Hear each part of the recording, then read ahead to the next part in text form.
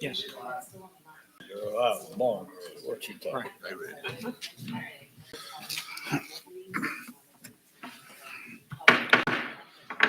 We're going to bring this meeting to order at this time. We're going to ask Commissioner Witt to do the invocation and the pledge.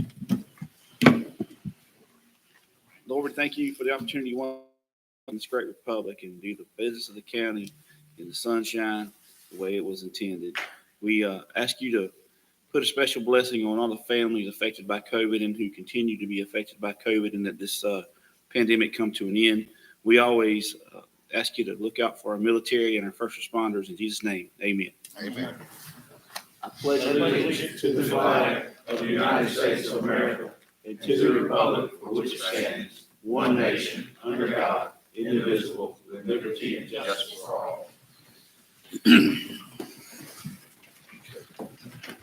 At this time, we're going to do some proclamations. Do you have those, Amy?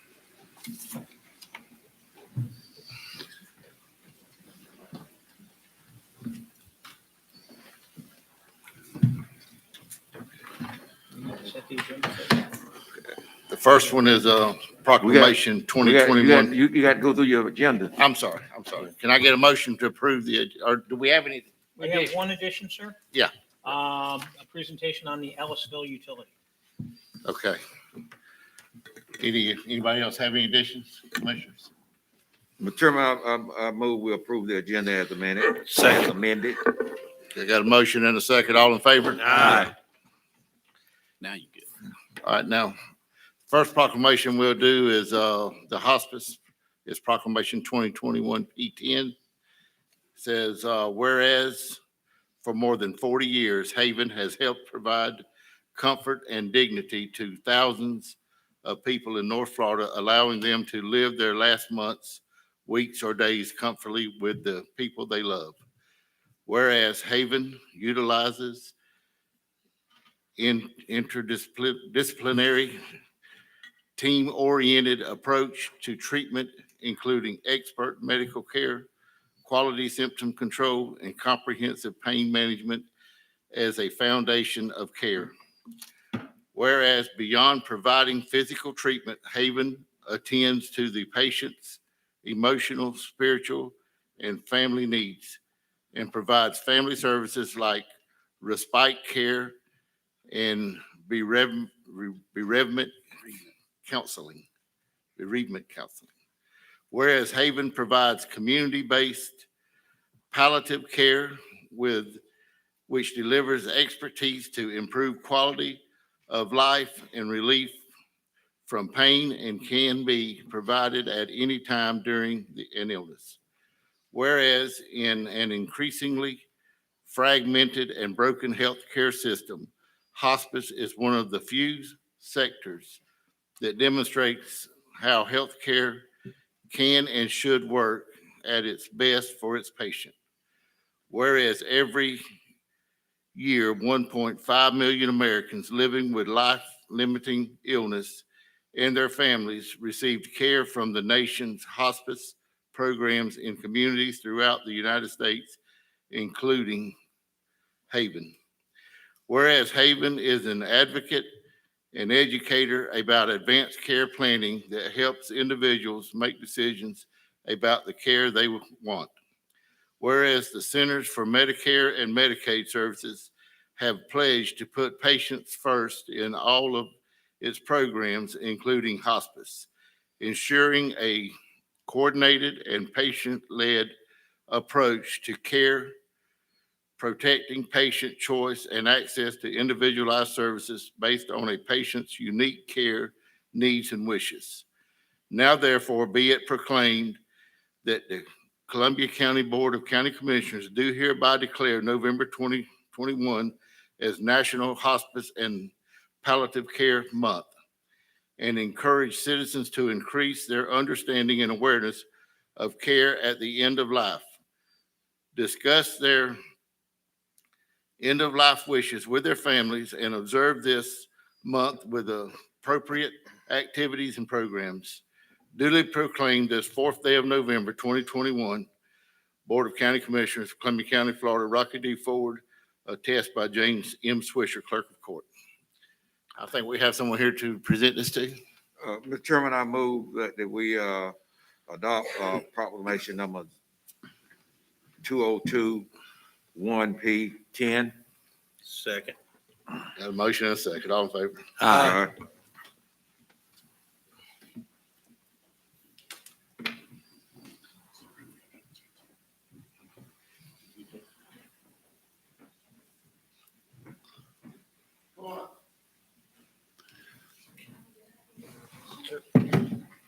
You want to say, you want all these other notes in there? Everybody come up, come on, please. Yeah.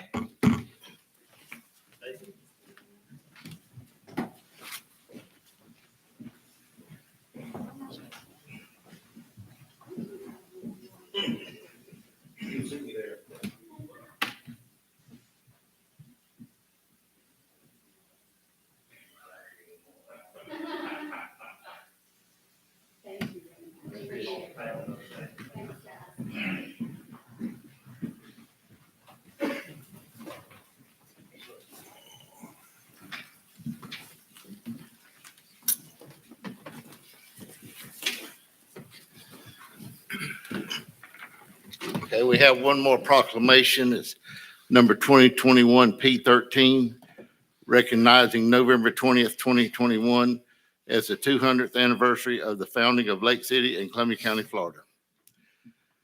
Whereas Noel Rollerson, the first known American to settle in what became Columbia County following the Spanish handover of Florida to the United States, built a cabin near the current courthouse, making the beginning of over 200 years of Columbia County history.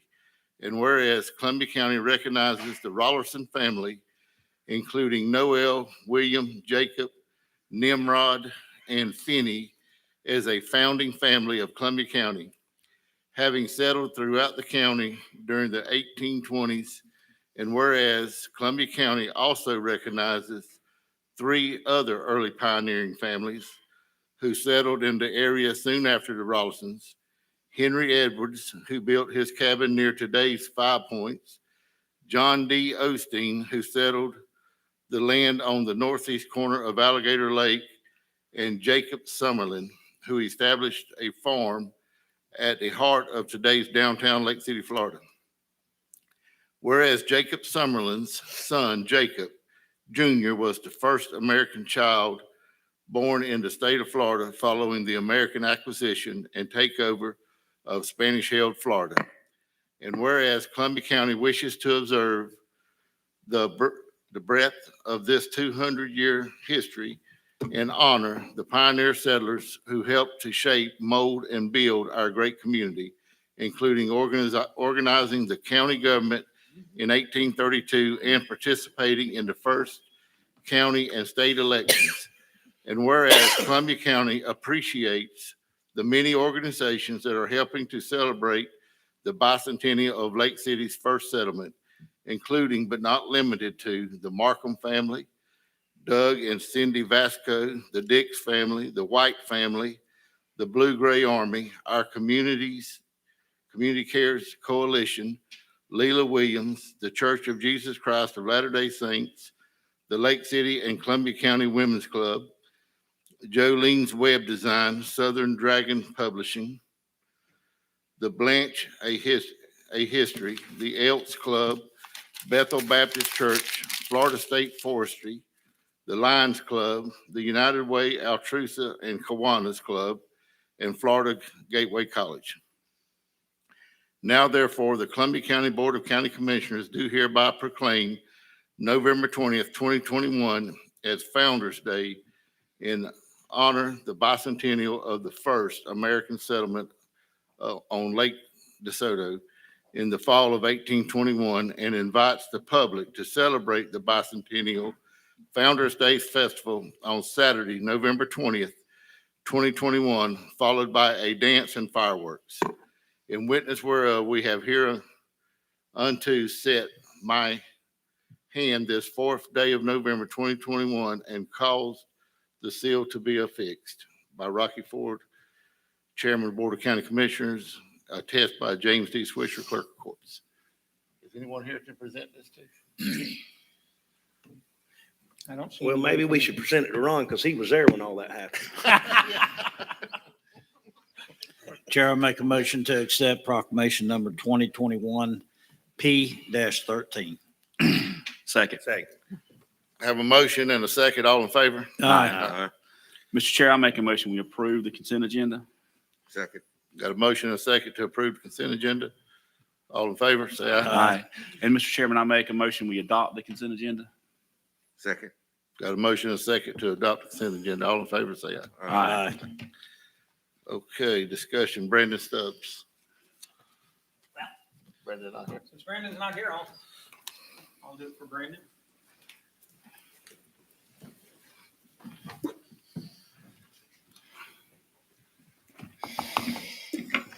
Good morning. Okay, so Brandon Smith's not here. Basically, we have two vacancies on the zoning board. They did send the notices to the HR department who advertised in the newspaper. They had 3 responses. They would like to appoint or reappoint the 2 incumbents, Earl Peeler and Tina Ruffo. And they're asking board's permission to go ahead and put them on the planning board and board of adjustment. We do realize that we've got to make some changes in how we advertise these positions because it's just not getting enough of a response. Move to appoint. Second. Hold on, man. We got a phone call.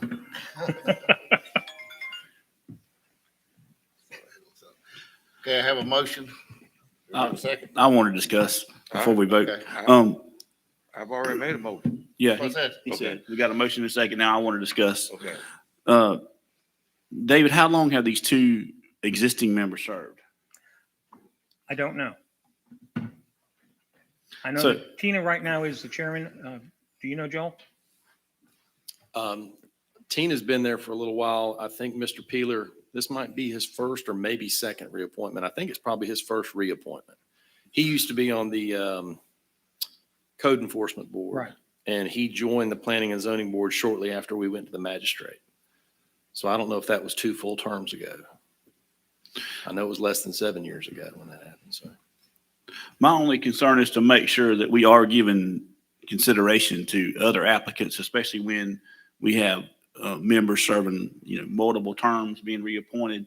I know Christopher Williams. I know he was interested. I know I don't know if he's still interested at this time, but I'm just curious how much consideration was given, to making a change on some of these boards because, it seems like, and I have nothing against people who, who are on the board and who they want to reappoint, but it seems like we need to give all the community who's interested in serving on boards a chance to do so and give everybody a fair shake and give them their turn if they wish to volunteer. So that's my only thing is it seems like these things keep coming up and we keep, getting the recommendation, let's just reappoint who's already there, and I think we have to be, careful with that. So like I say, I know Chris Williams, I know he's got some personal challenges going on right now.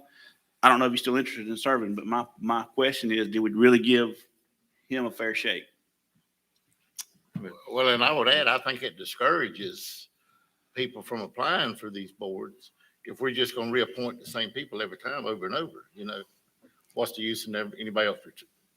Well, right now, Right. your current policy is they can serve 2 terms and then they have to get off the board. Go ahead, Mr. Commissioner Williams. And I think it's real important to have diversity on these boards. And most of our boards, we don't have diversity whatsoever agree. in them. That's why I say we need to start looking at trying to appoint some different people and encouraging different people to apply. Because like I say, when you appoint the same person over and over and over every time, it discourages people from applying. I had somebody tell me there's no use for me to apply. They're just going to reappoint the same people like they always do. And if both the candidates are under that rule where they haven't served, they're under their 2 terms, I'm good with it. That's why I asked the question. Yeah, and me too. Mr. Chair, if I could, I have asked in the past, and I know Tourism Development's done it. I know Mr. Hunter's office has done it in Economic Development. I believe Mr. Stubbs does check that, but you guys adopted a policy back in 16 or 17, no more than 2 consecutive terms, then you got to come off for a term. I think we've seen that kick in on TDC. I know we've seen it kick in on Economic Development.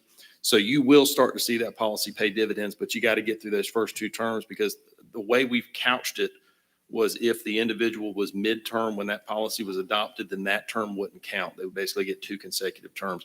I'm guessing that's what's going on here. We can double check with Mr. Stubbs. But I do know that I talked to the 3 members of county staff who kind of marshal these boards, and they are aware of the policy. And my concern is just running an ad in the newspaper saying, we have a vacancy. Nobody reads that section of the newspaper. They would never know. And they may be very interested in participating in government. They just have no way of knowing that the vacancy's there. And I think it'd be a good idea in the future that when you're having these meetings, a term limit, if you want to call it, or renewals coming up, that is noted in that meeting, as well as maybe this meeting, because, I've had gentlemen call me that, he didn't even know he was off of, a certain committee.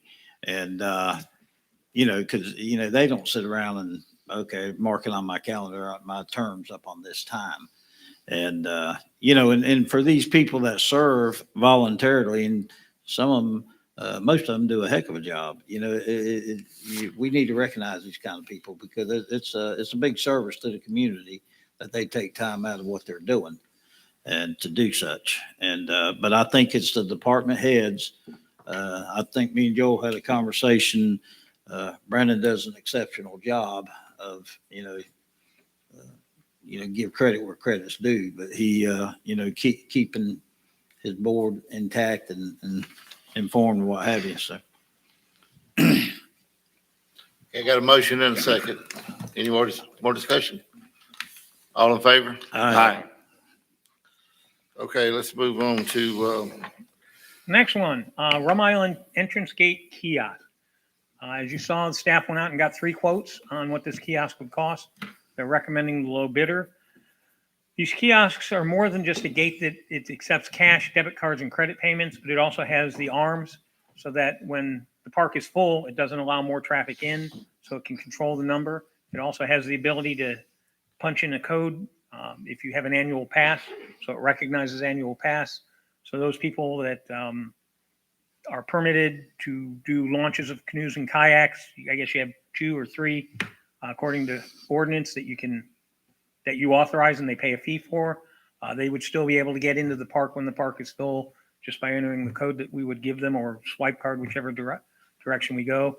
And all of this is you're able to control on your cell phone. So you can monitor it from anywhere in the county you need to, so that when the machine is full, we can go out there and maintenance. If it malfunctions, we know about it. We're notified. We can go out and maintain it. Todd's here. If you have any questions on the specific piece of equipment, he can give that to you, because he's the one that did the researching. It's very similar to what they have in parking garages. So, when you go out, the gate comes up, it says, okay, we now have a vacancy, so somebody else can come in. And the cost of the equipment is $24,387, and we would have a $200 per month software licensing agreement. David, like I say, I was kind of involved in trying to get this. One thing I will emphasize, and I've told this to Todd, I want to make sure we have a camera that works on this gate. I mean, I know for a fact we have cameras at Rum Island right now that are useless. I don't know how much we spent on that system, but that was a waste of money. And So I'll back Chairman on that. I don't want it to end up in the river. And I'm just telling you, if you don't have some way to watch it, they'll shove screwdriver. There's some people that'll mess that thing up if they get the chance. I'll take a bet on how long it'll be before. Well, I mean, the chairman is right. 2-1. The chairman is right. We do have security cameras at Rum Island. They're solar, because there was no power down there. And solar just doesn't work in that case, because there's too much tree coverage. This has to have power, so we're going to have to drop in a new power service. So, Todd, I assume we can run cameras off power then at that point, right? okay. But it'll be real hard to detect tag numbers and stuff, correct, Todd? Yeah, but the outside camera on the post, we'll have another camera there that can see tags. Yes. Right, exactly. Maybe we ought to not be talking about where the cameras are gonna be as far as inside. I'm saying, maybe we need to shut up and put the camera somewhere we ain't just talked about. Okay. This is, Be creative, find somewhere, cause this is my district and I do support this. And, so I'll make a motion. We approve the, box at Rum Island and the I'll second kiosk. it. I'll second with a statement if I could, Chair. Todd owned car washes, so, and I know all about the problems. We really need to look at it because most of these companies, as I'm aware, do not service an after-hours protection case for this. I looked at it, I pulled this company up, and it's a good unit, but I'd like to give you some input because that pole bolted to that concrete with them 1/2-inch sleeve anchors is going to be there for about 3 hours. I'm with Ron. And so there's got to be some type of a concrete encasement around it in order to be able to do, because, and even the one we got out there on Branford Highway probably weighs 3,000 pounds, and they pulled it, and so I'll be more than glad to give you some input and some board. It's going to cost you a little bit more money, but nothing extreme. But if you don't do it, it ain't going to be there. I promise you. It won't make it a weekend. and like I said, that camera really has to be unseeable. Because, I mean, you can disarm a camera anytime you want to. It doesn't matter what you put around it, what you do with it.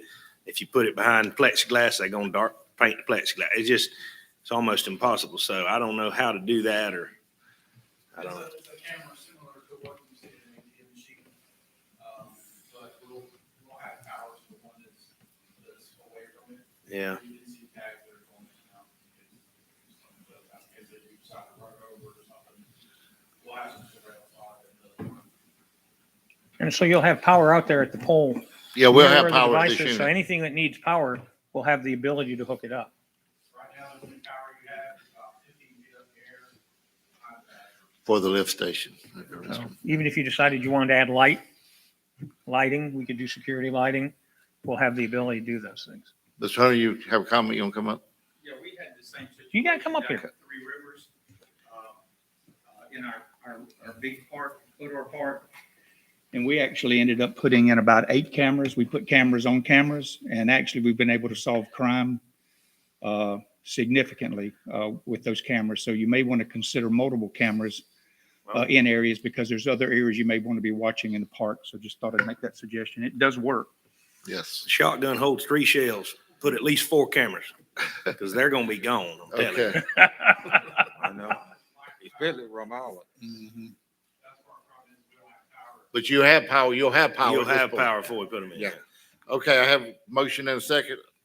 All in favor? Aye. Anybody want to take me up on my bet? I don't even think it'll be that long. Well, nothing surprised me, Ron. All right, Thank you. so, thank you, David. We're gonna have Kevin up now for the addition. No, well, he'll come at the end of the meeting. Pardon me? His presentation's at the end of the meeting. Oh, okay, all right. Let's go So the ahead. next then. one is the broadband initiative and ARPA funding. As you know, the legislature in 2020 and in 2021 passed legislation to try and promote better broadband coverage in the state of Florida. They want to be able to reach rural areas that are underserved, where people can't do it. COVID made it worse because you had to send all these kids home. They had to do distance learning, and they didn't have access to the internet. So it made it very difficult. So they've really are pushing it and funding it. DEO created what's called the Office of Broadband, who is spearheading the effort for the state. There is a program called Access 67, where they are trying to identify and address all the needs in the state of Florida. The Small Counties Coalition has asked you to designate a commissioner and a lead staff person as the contact person for broadband issues, and also to appoint what they call a local technology planning team. And then staff has been researching it, Todd and Lawrence, and they have some, how do you want to do broadband? And if you want to do broadband, because you may not want to do broadband, They need some direction from the board on, do you want to do broadband? If so, what kind of broadband do you want to do? And how do you want to fund it? And they're going to be requesting, making a budget request, or we're going to make a budget request on that. So we're basically seeking board direction on how you want to handle the broadband issue. Access 67, like I said, which is a state program. These are the types of groups that they're asking you to eventually appoint onto your local technology planning team. They're going to ask that we put on the November 23rd agenda a resolution supporting statewide broadband for all 67 counties. And then they've got a little test so you can go out in the field and see how fast your broadband is, because there's certain levels that you have to meet to be acceptable to the state of Florida. So these are things that we're asking you to look at. Part of which is staff is going to be asking, if you want to do this, do you want to do it out of ARPA money? So currently we're getting $13,924,165 in ARPA money, of which half we already received. You set originally $10 million aside for infrastructure. Of that, you've budgeted $5 million for the Fort White Water Project and $1,500,000 for the Bell Road improvements in the 5 Points area. You've set aside $1 million for business assistance. You've set aside $1 million for individual assistance, which leaves $1,924,165 that we just kind of set aside for public health issues, lost revenues, and anything else. So of the $10 million for infrastructure, like I said, you've committed $6.5 million, if that's the direction the board wishes to continue to go. So like I said, Todd and Lawrence have been looking at it. They need to know, does the county want to participate? Does the county want to move forward?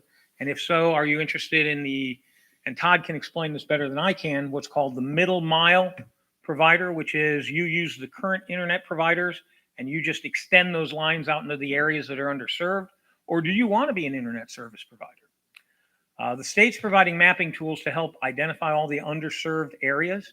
We pretty much in this county know where they're at, but there are actual mapping tools out there that you can show it on paper so you can see it. Again, Small County Coalitions is asking you to designate a commissioner and staff member. The policy committee on this issue is going to meet at the FAC meeting next week.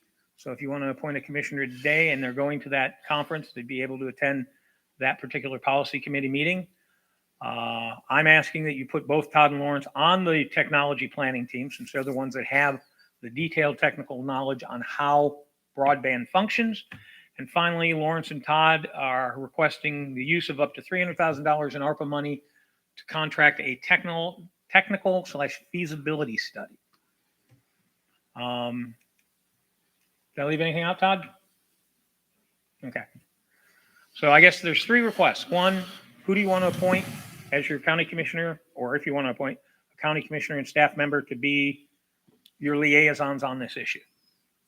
But Mr. Chairman, Yes, sir. I think that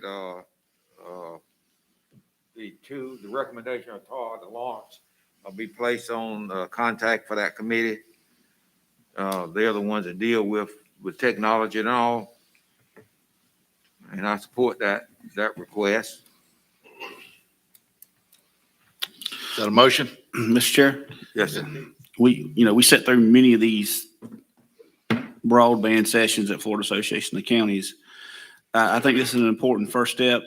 I don't think we need to decide on ARPA funding or anything, because I think it was clear in most of those presentations and workshops we had on broadband at Florida Association of Counties that there's probably more money outside ARPA coming down for broadband in the future.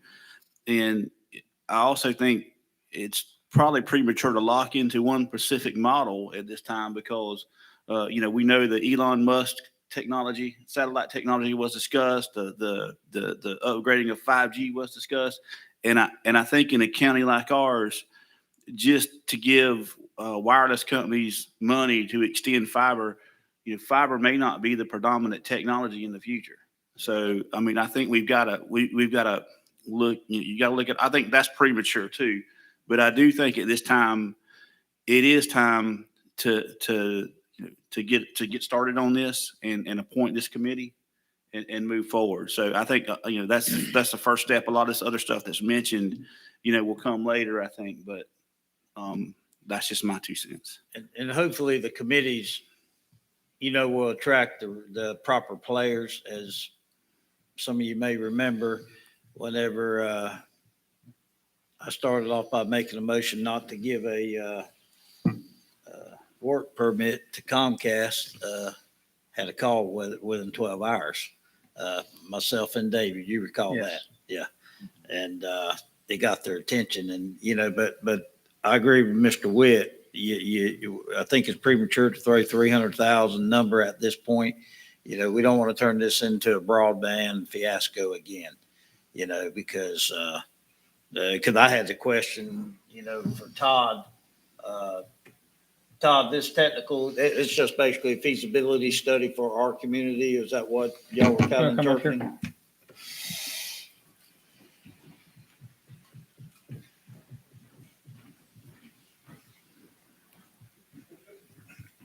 Commissioner, so the feasibility study is basically to answer a question of how we would provide broadband to the public citizens. Not necessarily fiber, wireless, twisted pair, copper, or however we did it. They would be able to determine the best way to provide that to the citizens. And I think the reason why we asked which way you guys wanted to go, either middle mile provider or ISP, when you think of middle mile provider, all I get in the back of my mind is North Florida Broadband Authority. And I know we don't want to go back down that road again. No. That was a nightmare. Right.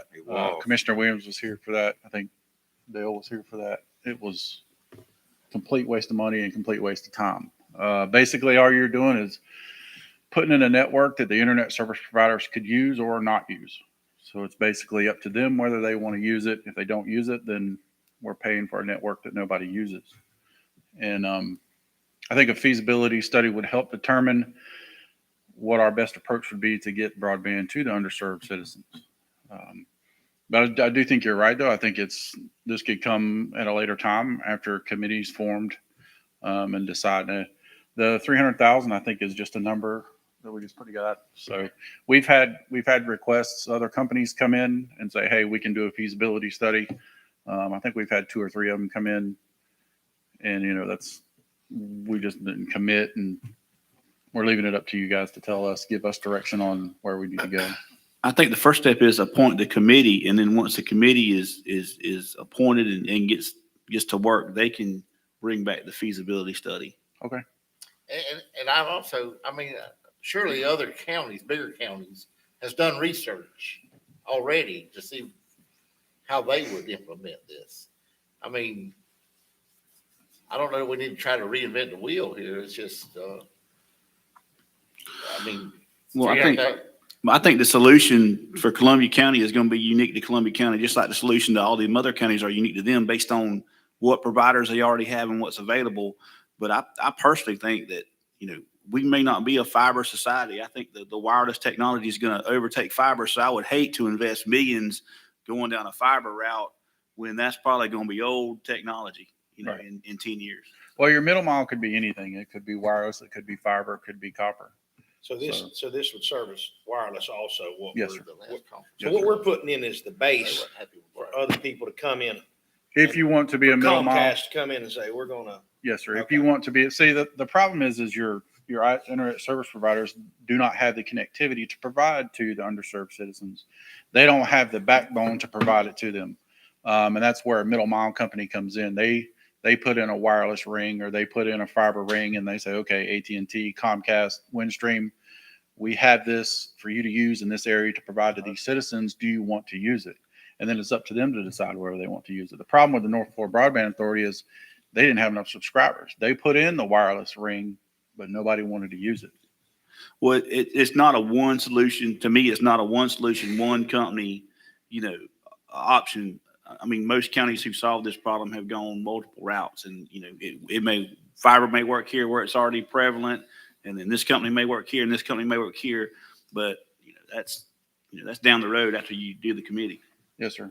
And one of the main reasons why we would suggest a feasibility study is we've just been inundated over the last couple of months, because all these internet service providers, all these companies that want to do feasibility studies know that ARPA money's there, and they're just beating our door down. Hey, can we do it? Can we do it? Can we do it? So it just got loud enough to where, I go to the county manager and say, okay, it's getting noisy with the broadband stuff. What do we want to do? And I have no problem with the feasibility study. I just think that, let the committee come first and then Yes, sir. put it in their wheelhouse. Okay. So you want to appoint a commissioner today? So, yeah, they're asking us to appoint a commissioner before the FACT meeting. Do I have anybody I wants thought to? it was an all. Well, there's two things. There's appoint a commissioner and a lead staff person for FACT to have a contact, so they know who to talk to. And then the second thing is to appoint the technology committee. Well, I think our IT director should be our lead staff Yeah. person on it. Definitely. And, commissioners, do I have any commissioner? Commissioner Witt, you seem to be. I'll do it. You'll do it? Anybody okay with Commissioner Witt? Sounds good. Sounds good to me. Okay. And then I'll get with Todd to work on trying to identify potential people. And if the board has any suggestions for the technology team, just let us know and we'll try and appoint it either at the 23rd or the first meeting in December. Okay. Sounds good. All right. I want to nominate Dale Williams on there somewhere. I ain't quite figured out where he fits in there, but we're gonna get him in He'll there, be okay? there. But we ain't paying We him. can definitely put We Dale ain't in there paying him. somewhere. We ain't paying him We're nothing. gonna develop a spot. He's gonna be on one volunteer thing once in his life. We'll find a place to put him in there. We'll Teach do it him with to- businesses. We'll put him Hey, in with Robbie, we'll businesses. teach him to get up early in the morning. To come in. They must be, And for it's him all to be up here at volunteers. 9 o'clock in the morning, they Don't be must sending be us no paying him bill. well. They're paying him well.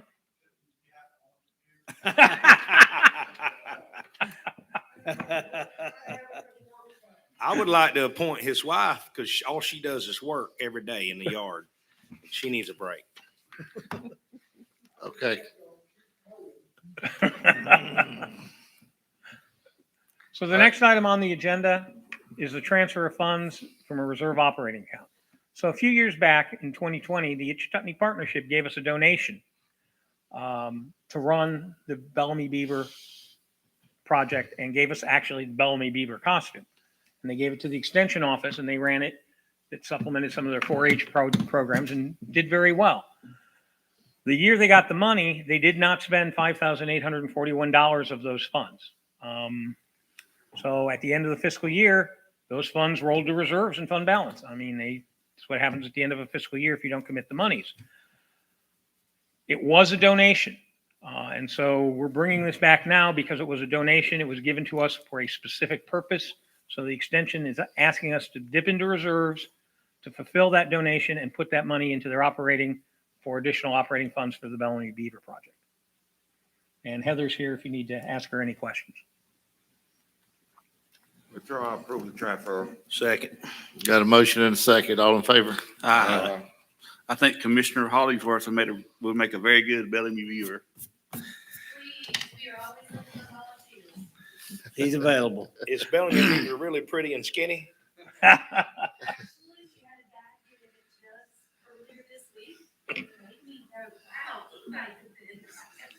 You're in, man. He Hear what fits, she said? he fits in that, Anybody? he fits in that anybody category, Hurts my huh? feelings. Anybody can fit in I do that have the one. teeth for it. Just don't let them take the head off of it and scare all the children. All right, so the next item is Budget Amendment 2206. It does get confusing, so I'm going to try and explain it because it is confusing. The charter, amendments to the charter said year-end monies have to be appropriated as part of the budget. So, as you know, when the budget ends in October, you start calculating and closing out that year, and eventually by January, February, all the books are clear, and there's a clear number of how much money is left over. So the rollover money from the 1920 fiscal year is the money that you budgeted in the 21-22 budget year, because that middle year is the year that you're operating in, and it doesn't close while you're preparing the budget. So it's the previous fiscal year rolling over into the next fiscal year based on this change in the charter. Previously, when the budget's closed out, you used to appropriate it mid-year. the charter says you can't appropriate mid-year, so it delayed that appropriation another 6 months, so it would be part of the October budget. So it gets confusing because everyone thinks it's last year's money rolling over into this year, but it's not. It's really 2 years ago's money rolling over into this year. You did budget that. Attached in your packet was the list of projects you approved and how you wish to spend that money. What this budget amendment does is it takes that money that you put into year-end reserve projects and actually puts it into the projects themselves, so you can go ahead and proceed with the projects, expend the money, and get the projects done. We do request one change. We had put $1,200,000 in transfer out to the sheriff. That should have been $800,000 for the evidence building, CSI building. And then the other $400,000 was money you set aside for the planning and design of the jail admin building, so that we can actually get to construction sometime. In talking with the sheriff, he felt that that $400,000 should be put into the county's budget and paid for out of the county's professional services. So that's what we're asking you to do, is to make an amendment to put $800,000 in transfer to the sheriff, and that other $400,000 to go into BCC professional services for jail admin and design.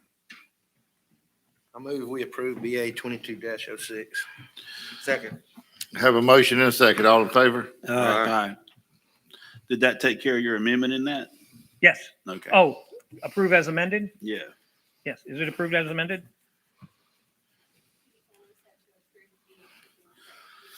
Okay. I'll amend my motion to improve the amended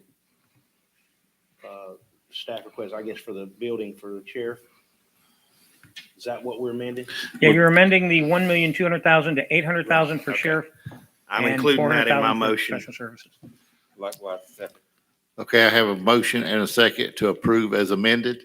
All in favor? Aye. Thank you very much. Interlocal agreement with for interim building official. As you know, you previously approved to allow us to let our building official serve as the city's building official while they're between people. What this does is this memorializes that thought and actually puts some teeth to it. Our building official will be appointed as the city's building official. So he'll have that official, I hate to use official again, he'll have that title, city building official, while this contract's in place. So he'll be able to act as the city's building official. There's no money associated with it at this time because it's just for the interim period, not to exceed 12 months. They still have to have their own staff. They still have to process their own permits. All we're doing is doing the inspections and those other things itemized in the contract itself. So we're not taking over their department, or we're not merging the departments at this time. We're just merely acting as their building official. David, we are in negotiations for this. Yes. The city, Mike Williams, has been pulling the financial records of how they've paid for their department and analyzing what they can and cannot do. And he's going to get back with us, and we're going to continue the negotiations of, can we merge the departments? Does it make sense? Does it benefit the taxpayers? We're also looking at trying to get to a one-stop shop for permitting, try and make things easier and more efficient for the people that have to seek permits. Here's, and I've told David this, once we are in negotiation to combine these departments and the county completely takes over building inspections, we have to make sure that we are whole when we do this. If permits does not pay for that building department inspection, then we need to be subsidized for the amount for the cost of it. So we are held whole. So I don't want to take over an apartment and we lose money, but it costs us money to take it over. All right. Yeah, and all that will be discussed at that time. I'm sure we'll have all those numbers. Okay, can I get a motion at this time for us to take over the building inspections for the city? So moved. Got a motion? Can I get a second? A second, all in favor? Aye. So the next one is an independent contractors agreement. As I announced previously, our purchasing director has resigned. Her last day is November 9th. It's going to take us longer than November 9th to fill that position. If you're going to find somebody that is a purchasing professional that knows what they're doing, it's going to take a little bit of time to do it correctly and not just fill the position. Last time we had a vacancy, we just assigned it to Lisa and myself. That's really not a good, effective way of doing it. I mean, yes, we got through the period, but we certainly don't have the expertise in procurement that, say, somebody that's from that field does. So we're asking to allow us to contract out with Mike Knoll, who is a procurement specialist that has extensive experience with the school board. And we'd like to contract with him to provide us guidance on the purchasing process while we're in this interim period at a rate of $75 per hour plus actual expenses, not to exceed $35,000. HR and the attorney both reviewed the contract and helped draft the contract. And we're asking you to approve it so that we can use his services to make sure we don't drop the ball in this interim period between the resignation of our existing purchasing officer and the hiring of a new purchasing officer. So moved. Second. Got a motion and a second. All in favor? Aye. And I'd like to say, Mike, I appreciate you helping us out in this time of need we have here. I know you can do the job, and I know you're retired and enjoyed life, but we appreciate you coming out of retirement for a few months. Mr. Chair, I got the pleasure of sitting here this morning with two former county managers and one president. Mike Knoll was the county manager when in 1981, when I started this journey. I remember I walked into Mike's office and I said, Mike, I need 6 months worth of minutes of prior county board meeting. He said, what for? I said, I want to familiarize myself with what's going on in the county for his, the business of Columbia County. He said, for what? I said, I was appointed by the governor to be interim county commissioner. And then Mike served, and after Mike resigned, that's when we hired Dale.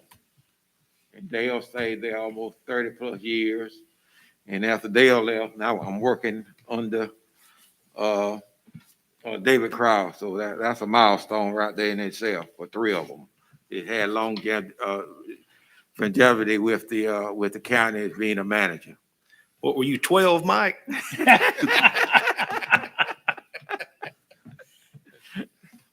Okay. Well, like I said, we thank you, Mike, for coming in and helping us out right now.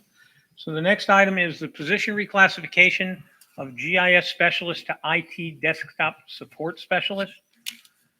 What we discovered since our GIS person resigned was we had to assign those duties to somebody. And David Moore, our IT desktop support specialist, has been picking it up and doing a very good job of it. And what we've decided, what the IT department decided is, rather than hiring somebody whose sole job is GIS, let's hire another desktop support specialist so that you've got two people who understand not only GIS, but also everything else involved in the system. So again, if somebody leaves, you always have somebody on staff that's a backup. So it's really to create a sense of redundancy in everything that David does and everything that Todd does and in everything that the GIS person does. And so we're asking you to reclassify it. It will be an increase in terms of the pay grade, but still the minimum salary is still less than what the incumbent was making. So there is no budgetary impact. So move for the reclassification. Second. Got a motion and a second. You second, Rob? All in favor? Aye. And that's all I have now. Kevin Kirby will come up and do a presentation on the Ellisville sewer plant. We're seeking direction from the board.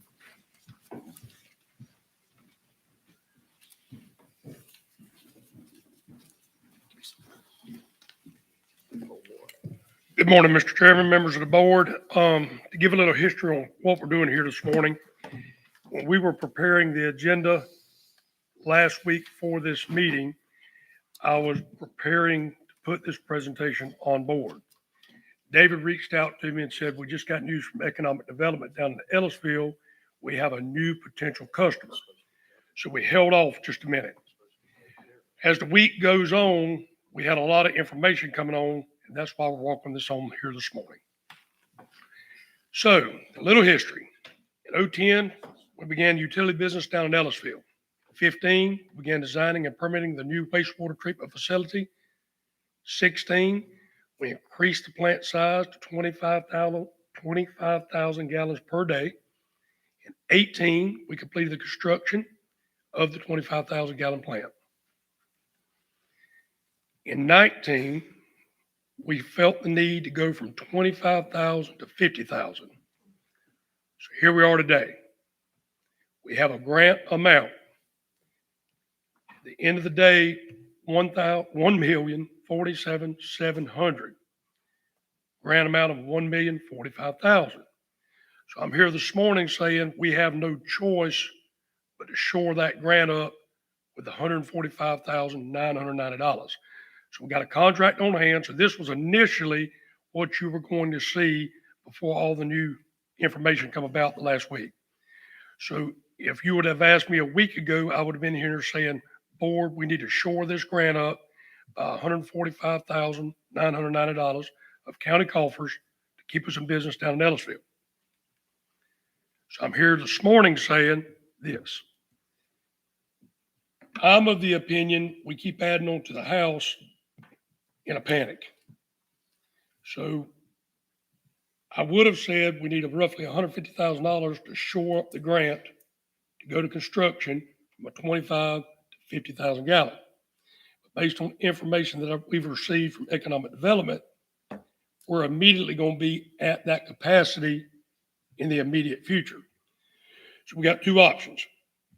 We can either go with the contract today, and in my opinion, we're going to max out in a short period of time, or we can go ahead and shore it up with the contractor, negotiate with the current contractor based on just common sense. He's there. You're not going to do it any cheaper. And let's go ahead and fund 1.75 million and go to 75,000 gallons per day. So that is what I'm presenting to you this morning. Do we want to just do the bare minimum? No. Basically, we've always used grants to fund Ellisville. On the economic development side, it's going to hamstring it, the cart and the horse theory, right? If you go ahead, you're going to do this at some point. I guess the question is, do you just put a Band-Aid on it? Or do you go ahead and fix it for the foreseeable future? That is yours. Mr. Chairman, I think when you look at Ellisville, you have to look at Ellisville as a whole and not just this pot of utility money and this pot of money. I think as a whole, when Love's went in, we got what, 600, 700,000 in additional tax revenue, gas tax revenue off that a year because of Love's. And that was able to go in because of our utility infrastructure. So to me, you're already making money down there. You got potential customers coming in that are going to continue to add to that tax base. The tax base, the money you're making off the tax base is going to cover this. This is return on investment, and this is a good investment. So I wholeheartedly support it. I think you're already well ahead of the revenue game in Ellisville, and you got to keep going. Well, I've always said, if you want economic development, you got to prepare for it. Mhm. This part preparing for it. Then You can't tell them we'll be ready in 5 years. You got to be ready when You got the to fix opportunity it. occurs. You got to look out for the growth. So that's no Band-Aid. What's your motion, Mr. Chairman? Mr. Chairman, we Hold on. believe with the $10 million you've set aside, and you only have 6.5 million committed, you could use ARPA money on this project as well if you chose to. And you also use the balance of what we just showed up there before out of that too, David, right? That's The absolutely blind. correct. And then I'm sure there's some money, the money's not the object. It's just the smartest thing to do at this time to negotiate, as Kevin said, with the current, it's money in the bank for the community. There's no doubt about it. Have we talked to him? Is that ready to go, or you just need direction to go negotiate with him? Yes, sir. So if the board goes with option 2, which is what I'm recommending, I'm prepared to come back 2 weeks from now and say, we've negotiated with the contractor. Now so I've got a contract today. I'm prepared to go and negotiate with the contractor and come back with an amended contract to go with the up to 75,000 gallons. Okay, Because Kevin, I'm sorry, Toby, go ahead. I'll go ahead and make the motion. We can second and y'all can discuss further, but I move we go with option 2 and have Kevin amend the contract with the contractor. Second. Kevin, how is starting, if pertaining, we awarded in a couple weeks time, 3 weeks. what was the discussion meeting you had the other day as far as completion time on the first phase, so to speak? The current contract would be reasonably to assume you'd be through in the summertime of 2022. Okay. Okay.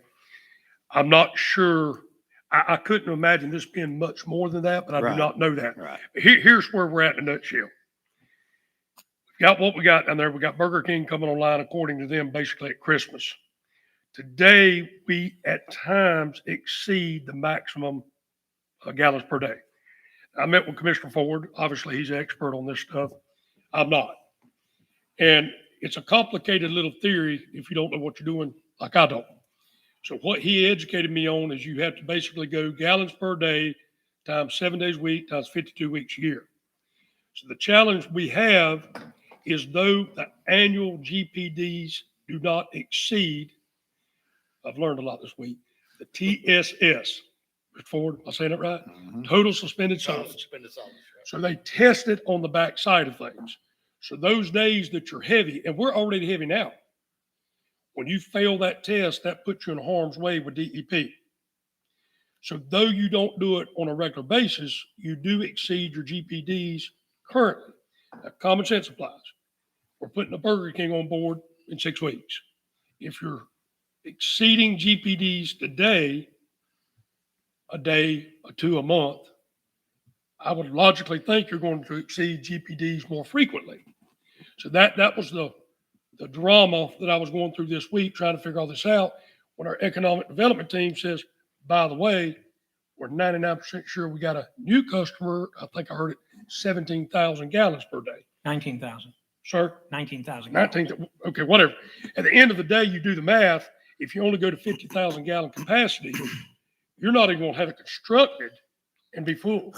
Another way to look at this also is that with us stepping up, dedicating these kind of dollars in the future, when we have to seek out grants, that, it's definitely going to give us a notch above. Right. So, and then also, Kevin, in y'all's negotiation, hopefully, Mr. Knoll will be involved in a portion of that.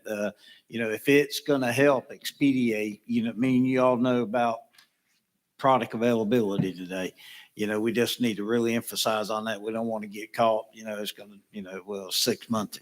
I've been waiting on floats for 9 months right now. So you know what I'm saying as far as product goes. I would like to add too, I don't know how we got in this situation. Me neither. For this to be such an emergency, which I know it is.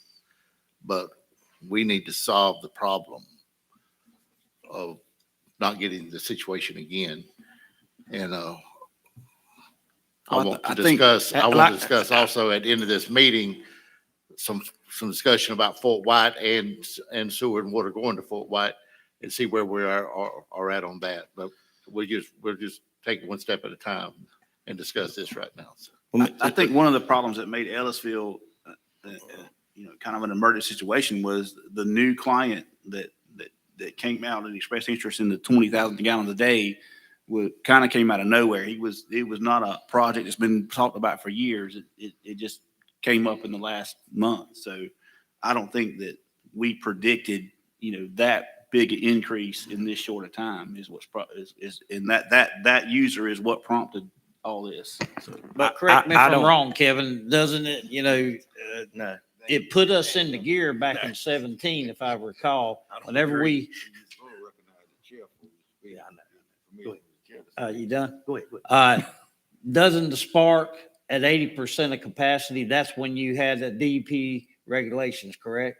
That's what sparks going into where we've been working for the last year and a half on designing this plant and what have you. Am I correct on that? Yes. Yeah.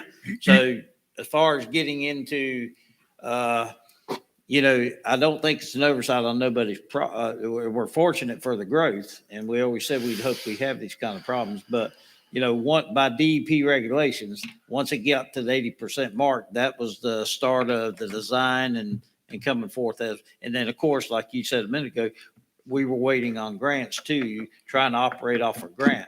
If we were going to write the check, we'd done had the thing done by then. Am I correct, David? That is correct. This current expansion is funded through the Community Development Block Grant, and as you know, that's a lengthy process. Right. Go ahead. I'm with Rocky on how we got here. Once again, you've done your job, Kirby, and straightened everything out, and we got it going. But I just want to make sure we don't get in this same trap again with something else, because you know how it is. When you're behind, you can't hardly get back ahead. It just seems that we shouldn't have been in this position. You've corrected it, you fixed it, and I just want to make sure that we have another way of overseeing this so that this doesn't happen again. Commissioner Hollisworth, that's why I'm recommending, Yeah. once it got brought to my attention where we're at, let's go ahead and prepare ourselves. Let's be proactive versus reactive. And I think Commissioner Murphy hit the key to the lock. In my opinion, grants are lovely, but if we're going to grow in Ellisville, we have to prepare for the future, be proactive, not reactive. Yeah, we don't want a business saying we need something and we don't have it, you know, so I appreciate you. The, and it's not gonna be way off in the future. Ellisville is gonna be a hot spot. And we just well get ready to prepare for the infrastructure in Ellisville, because it's gonna grow. This next project will really set the tone for the Ellisville corridor. And that's where I was going a while ago.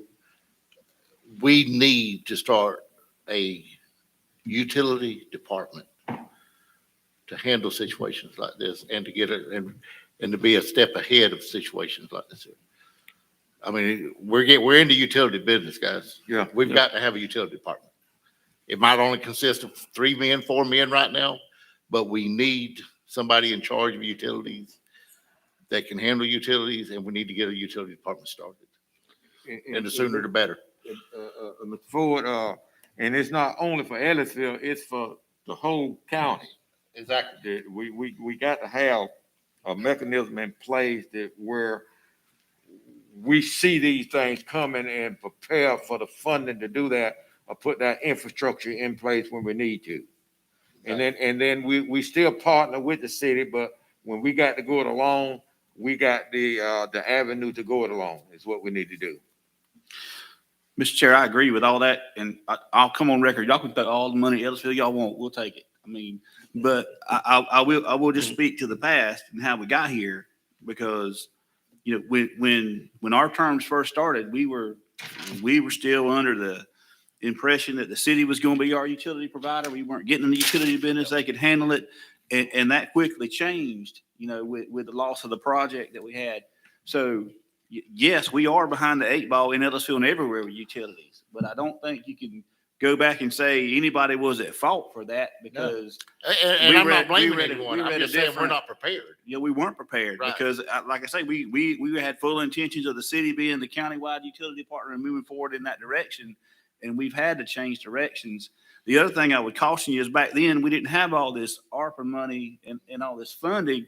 And I always said, I'm not going to stick out money on a project unless we know we got a return on investment. Now that's happened. Right. Ellisville's paying dividends every year, and we'll pay in the future. So, you know, yeah, we're behind the 8 ball everywhere, because we're now getting in the utility business late, and we've got money to solve it. And this is encouraging an example of why we need to solve it. But, you know, I just want to just speak to the past. It wasn't mismanagement or anything that got us here. Right.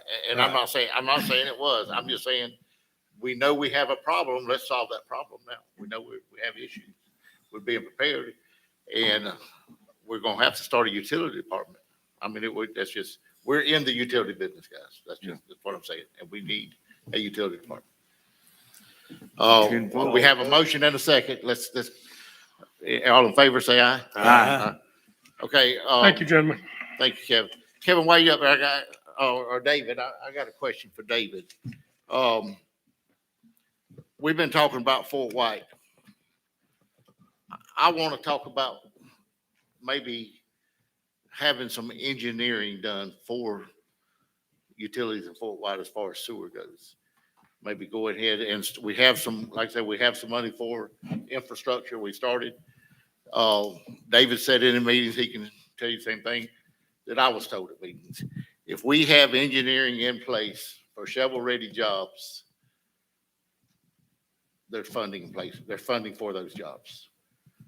I would like to get maybe some prices on what phase one of sewer would look like in Fort White as far as engineering goes and design.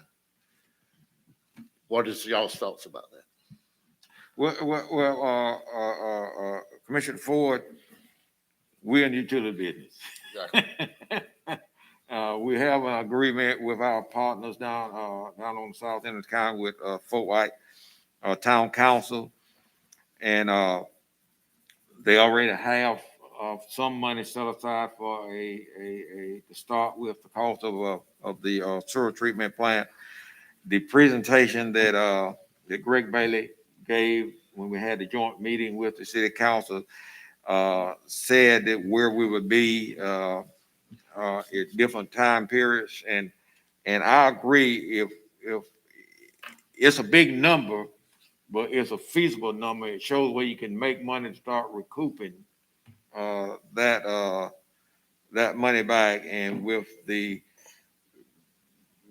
game changer for that Fort White and that area was the county agreeing to take over the water system and run the water to Fort White from Ellisville. And the shortcomings that we have is the sewer treatment plant. And I agree. I think we need to know what it's gonna cost and what phase it's gonna cost us and the engineering done. And I do believe that we can, Fort White, along with the back of the county, can go back to try to get more legislative appropriation to continue the funding for that sewer treatment plant based on the location of it and what we're trying to do at Three Rivers to remove all the septic tanks out that system that we can. Mr. Chair, in their plan they presented, wasn't engineering cost in there? I mean, isn't this already done? Don't we just need to go back to that plan and see how much that was or how much that estimate was and then bring something back to the board to, to start some of that? The answer is yes. When they did that presentation for phase one, there was a dollar amount associated with that planning. So if we wanted to go ahead and fund engineering, we've got an estimated cost there. We just need to bring that back. Yes. But now on the engineering aspect of it, David, would you have to RFP it? I mean, on the amount, you recall the amount? I think it was under the limit for, If it exceeds $4 million. yeah, it was under the 4 million.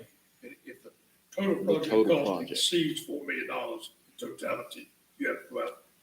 So no And the doubt. phase one design. you'll won't be exceed No that bidding doubt $4 this. million. RFQ to RFP it. Yeah. Yeah, in the interest of You'd- making sure we're You'd compliant. RFQ it, right? Not RFP. Yes, Wait. it would be an RFQ because it's engineering. Just to update the board, Mr. Coberline and I have drafted up a proposed preliminary agreement that would govern the connection of Ellisville potable water to Fort White, as well as dealing with these sewer issues.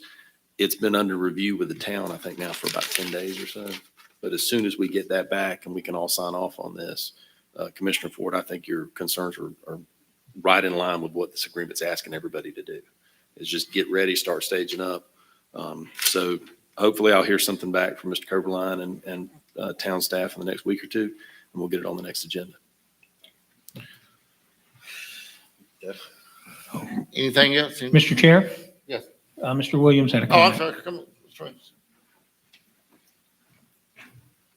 Thank you, Mr. Chairman, Board. I would just like to remind the board that as far as Fort White and sewer goes, you need to remember in 2020, the Florida legislature appropriated over $12 million over a period of time for sewer in Fort White and South Columbia County. Because of COVID and the financial impact of COVID, the governor had to set that award aside. They requested those funds again for the last legislative session, but were not successful. But they continue to receive word from their legislators that, look, we realize that we gave something and we had to take it away. We haven't forgot. So I think it leaves them in pretty good standing for future funding.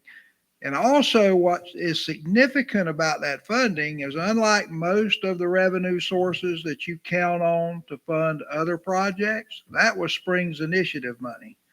Completely different pot of money, very much supported by all the environmental agencies and groups, there is a lot of support for sewer on the south end of Columbia County simply because of the karstness of the area, other issues. So I think it's excellent that you're talking about it. And I think that there are tremendous revenue sources to help you pay for it. So just wanted to make sure you remembered that. Mr. Chairman, to Mr. Williams' point, legislative days are coming up in January. I think it would be probably to our best interest to get our lobbyists involved in that and see if we can get that funding restored. And if I'm not mistaken, Mr. Witt, I was looking at it earlier this morning on the, I believe they're due December the 15th, the Rivers grant proposals. Is that right, David? River projects? I believe that's correct. Let's see here. Kiosk. But anyway, it's in here. I did, but if I'm not mistaken, I think some of this, Mr. Witt, can be funded through this as far as the research aspect of it. There it is right here. DEP cost share program. Some of the overviews are the hydraulic restoration, stormwater, Some of the stuff we had the discussion yesterday about at the economic development meeting. So I would recommend staff, take a look at this right here, maybe get with the young man over there. I can't remember his name right off, but Patrick Webster. yeah. Go ahead and utilize it while it's available, And if, Mr. Chair, if I would, I'd like to, of course, I know you were there and Mr. Williams was there yesterday. We had a real good meeting at the economic development meeting yesterday. We learned a lot of good information. I think we got a broad overview of the situations that we're facing as we have been for many years. Ron, if you don't mind me, when was that we started throwing all kinds of, get mad when they were sucking our water down? What year is that when all that? That was, that's been almost 10 years ago. Yeah. Mhm. And I say that to say this, and I made the mention yesterday, and I asked Mr. Kraus and staff to go forward with the legislative day coming up. I asked them, didn't get no objection, but try to set up a meeting with us on legislative day in DEP because Mr. Williams did a real good presentation, and me and him had a conversation about this a couple weeks ago. We're paying the price for everybody to the east of us sucking the water down out of the aquifer. It's just that simple. And just because we own all the springs and it's right here in our backyard, we're paying the price, and we're not getting no support out of it. And it's time we're going to have to go over and beyond the steps that we took yesterday with the that will be coming before the board in the future with this research team out of Gainesville. I think that was a must. It was a good deal, but it can't stop there, guys. This thing, I can remember sitting back there and Ron was up here raising mortal cane 10 years ago when it all, pretty well took place. And in my opinion, I went back and researched that MOU that we talked about yesterday. I don't think it's worth that little corner of paper on there. It was just whatever they could do to get us off our backs back then. But we got to start speaking up loud and fighting this thing because we're fighting Goliath right here. On at the next Swanee River Water Management Board meeting, they are going to discuss the process that they have been working with St. John's Water Management District in joint projects. When Leroy said you guys is ahead of us, That's right. and they're going to have that presentation. So we as a board need to attend that to let Swanee River. And I wish that the representative that represent Columbia County would have been at the TDC meeting yesterday in order to to express the enthusiasm that he have towards Columbia County and what we are trying to do on recharge to be able to get additional numbers in the cup. But that meeting is next Tuesday. Am I right? 9 o'clock. At 9 o'clock at Torrey River Water Management District. Mr. Hunter, would you like to speak? Yeah, I was just gonna suggest that maybe the commissioners might want to attend that meeting. Come up here where we can hear you. That you might want to attend that meeting, because I think that what's happened in the last 4 or 5 years relative to all the discussions that this board has had trying to seek alternative ways to get water for a consumptive use permit, it appears that the district now has recognized the dilemma that we're in. And it was stated yesterday that they're already working and trying to seek solutions. Part of the problem that we have, and I'm not sure who said it a moment ago, but when you think about the minimum flows that are established, and we're trying to work under that criteria, and we're trying to keep that balance, and we're trying to find alternative water so that we can actually pump water to support the industries. That model is constantly changing for us because it's being pumped away. So we're almost like a little rat in a cage chasing ourselves. Regardless of what we come up with, we're always going to have this problem until some solution is in place. It appears now that the district is looking at that, and there potentially is going to be significant amounts of dollars for our government to move forward with the new infrastructure. We've got water, sewer, gas, and roads. We potentially are going to have water infrastructure sources to find alternative water. And the district is very keen on that. And Ron, I think he mentioned 4 or 5 points that may be able to assist us in an expeditious manner right now while we're trying to line up with industry. Just like what we're discussing down in Ellisville. That project came on. We've been working with that project 4 or 5 years. However, because of the company taking a look at all the development that's going on down there, they're more than going to double the size of what they were going to do. So that's a very positive thing. What that will do is put in place, because of all of the dry, clean dirt in the Ellisville area, the overlay district, we will now begin to start looking at light to industrial projects, distribution, warehousing, and so forth. So that's coming. And that the fact that you want to be proactive and take a look at how we can line up with that, that's a plus. So I think that meeting next Tuesday, if the commissioners could be there, we're going to attend. And I think it'll be a very useful meeting. The meeting yesterday was very positive. Thank you, Lynn. Mr. Chair. Yes.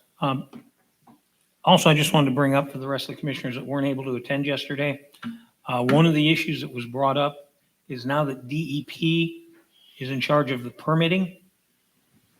No permitting is going on right now, which has really put a halt on development. And this was brought up by Mr. Williams yesterday, and everybody pretty much discussed it. This changeover in how you get the permits just so far is not working. Yeah, I believe the statement was since they took over, they haven't Issued one a permit. single permit yet. So development will stop until they start issuing permits. Then That's you a got one serious side problem. of DEP saying yeah on the permit, the other side says no. That's ridiculous. Yeah, it was a very good meeting, and just for the record, that was economic development meeting yesterday, and we did learn a lot. So. Any other comments? We'll do the 2 minutes. Anybody got anything to add? 2-minute comments? Nothing, Stu? Today, Friday. Okay. No one has any, staff, y'all have anything else? Nope. Commissioners? One comment, Mr. Chairman. I'm more optimistic about the Columbia County future because of the actions and the direction this board is going with developing the infrastructure we need to make sure that when the Economic Development Department have all the tools in their toolbox to offer companies to locate in Columbia County. I'm more optimistic than I ever been since I've been on the Board of County Commissioners. It started 4 or 5 years ago, and it's just more momentum that this board is generating to do the things that we need to do in order to grow Columbia County. It's just a very good feeling that the future looks great for economic development for this county. I agree, Commissioner. We have a very proactive board, and I'm very proud of this board also, Yeah. and our county leadership right now. Yeah. Anybody else? All right, motion to adjourn. So move. We're adjourned.